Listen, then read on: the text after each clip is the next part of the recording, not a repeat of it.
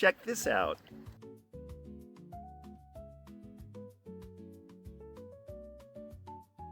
First of all, trusting historians is not binary. It's a spectrum, like gender or sexuality. Sorry for cursing.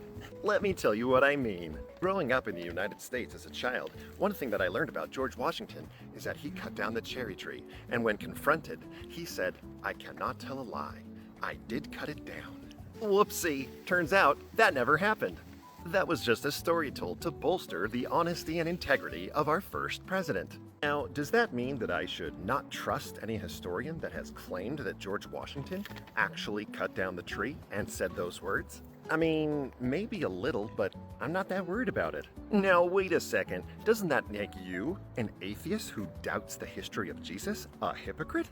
Not really, because there's not that much writing on that lie.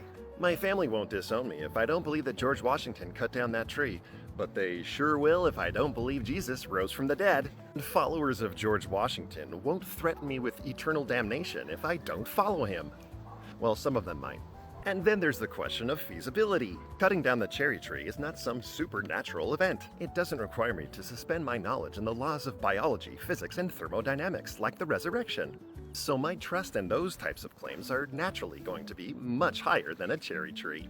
And if I'm going to believe those claims, I'm going to need a whole lot more evidence. Until that evidence is presented to me, I imagine Jesus would act just like George Washington if confronted about the resurrection.